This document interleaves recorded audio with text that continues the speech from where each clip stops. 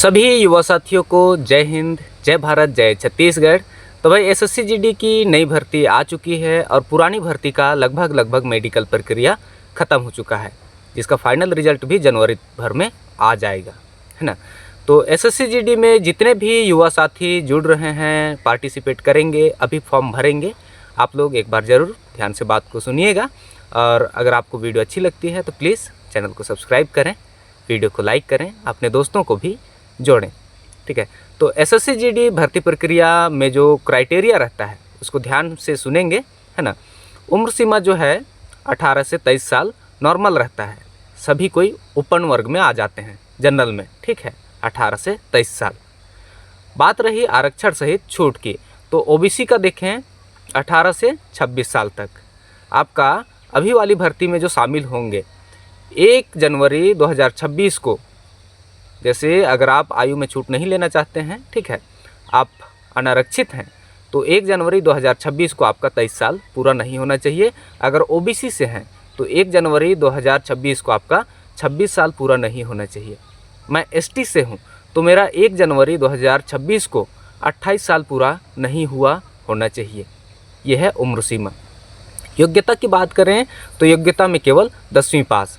जो डॉक्यूमेंट्स लगते हैं इसमें 10वीं का सर्टिफिकेट लगता है, पासिंग, चाहे आप ओपन से हों चाहे जैसे भी हों, ठीक है।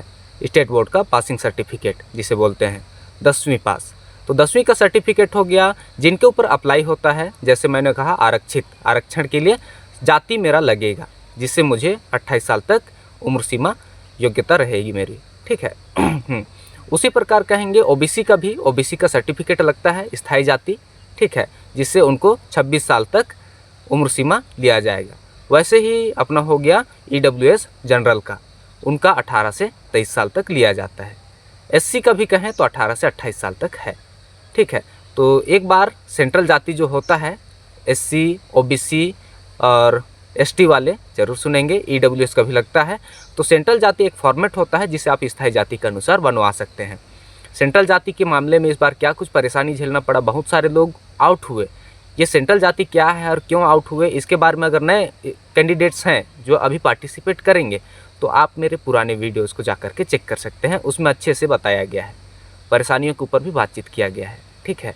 हाँ, सेंट्रल जाति हो गया, क्लियर हो गया। डॉक्यूमेंट्स जिनके ऊपर भी अप्लाई होता है, जैसे 10वीं का सर्टिफिकेट, पासिंग भले सप्लीमेंट्री से हो, ग्रेस से हो, कोई बात नहीं। जाति जिसके ऊपर अप्लाई होता है सेंट्रल जाति और निवास, ठीक है। आईडी प्रूफ के लिए आधार कार्ड या फिर वोटर आईडी, पैन कार्ड, जो कुछ भी है। और इसका जो सिलेक्शन प्रोसेस है, एग्ज़ाम बेस पर सिलेक्शन प्रोसेस इसका सबसे मेन पॉइंट माना जाता है, क्योंकि एग्ज़ाम के स्कोर से ही फाइनल सिलेक्शन जाता है, ठीक है। और एग्ज़ाम में कहें तो इसका सिलेबस जो है हिंदी है, रीजनिंग है, गणित है, सामान्य ज्ञान है, यहीं से प्रश्न पूछे जाते हैं, ठीक है। और ये जो प्रश्न होते हैं कुल 80 अंक के 80 प्रश्न होते हैं 160 अंक के, मतलब एक सही प्रश्न का आपको 2 नंबर दिया जाता है। और माइनस मार्किंग की बात करें तो 4 प्रश्न अगर आपका गलत होता है तो एक सही प्रश्न आपका उड़ जाएगा, ठीक है। मतलब 2 नंबर के हिसाब से देखें तो 8 नंबर में से आपका एक सही प्रश्न का 2 नंबर कट जाएगा, ऐसा है, ठीक है। समझ में आ गया होगा। माइनस मार्किंग थोड़ा सा पेचीदा है, घुमावदार है। मतलब सीधी बात करें तो 4 प्रश्न अगर आपका गलत होता है तो एक सही उत्तर आपका चला जाएगा, ठीक है। 4 प्रश्न का 2 नंबर के हिसाब से जोड़ें तो 8 नंबर मिल जाता है सही उत्तर का। वहीं अगर 4 प्रश्न गलत हो जाता है तो आपका जो 8 नंबर मिलना था उसमें से एक सही उत्तर का 2 नंबर कट जाता है, ठीक है। यह सिलेक्शन प्रोसेस। और एग्ज़ाम के बारे में अगर देखा जाए तो एग्ज़ाम का जो शेड्यूल है टेंटेटिव है, एसएससी जो जारी करी है वो है अपना फरवरी, मार्च या अप्रैल, इस बीच में हो जाएगा। अप्रैल लास्ट से पहले और फरवरी के बाद मार्च को मानेंगे, ठीक है। और रिटर्न एग्ज़ाम के बाद में देखें तो 8 गुना लोगों को तैयार किया जाता है रनिंग फिजिकल के लिए, ठीक है। हो सकता है इस बार कुछ चेंजेस हो, उससे कम भी हो सकता है, ठीक है। तो 8 गुना लोगों को आज तक तैयार किया गया है फिजिकल के लिए। फिजिकल का देखें तो एक लिमिट टाइम होता है, लड़कों के लिए 5 किलोमीटर 24 मिनट के अंदर में और लड़कियों के लिए 1600 मीटर 8.5 मिनट के अंदर में, ठीक है। हाइट चेस्ट का बात करें तो नक्सल प्रभावित जिले जो भी हैं, किसी भी राज्य से हैं, तो भाई नक्सल प्रभावित जिलों में जो हाइट का क्राइटेरिया रहना चाहिए वो अलग अलग होता है ना। अगर लड़कों का बात किया जाए, केवल लड़कों का, तो नक्सल प्रभावित क्षेत्र में लड़कों का जो हाइट रहता है 160 सेंटीमीटर होता है एसटी में। बाकी ईडब्ल्यूएस, एससी और जनरल ओबीसी का 170 सेंटीमीटर ही लिया जाता है, केवल एसटी को छूट दिया जाता है।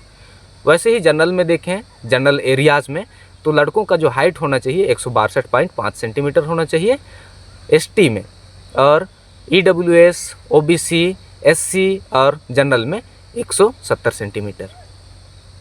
ठीक है, ऐसा है हाइट का क्राइटेरिया। चेस्ट की बात किया जाए तो चेस्ट में भाई एसटी का होना चाहिए 76 से 81 सेंटीमीटर, किसी भी ज़िले से हो, और एसटी को छोड़ करके बाकी सभी कैटेगरीज ओबीसी, ईडब्ल्यूएस, जनरल और एससी का 80 से 85 सेंटीमीटर चेस्ट होना चाहिए। सिलेक्शन प्रोसेस में ये फिजिकल का ये वो है प्रक्रिया। ठीक है, बाद में देखें फिजिकल के बाद में मेडिकल का, तो मेडिकल में भाई जो फिट है वो फिट है। मेडिकल के बारे में अधिक जानना है तो मेरे वीडियोस को देख सकते हैं। यही है सिलेक्शन प्रोसेस। सभी कोई फॉर्म भरें, पार्टिसिपेट करें और मस्त मज़े से पढ़ाई लिखाई करें।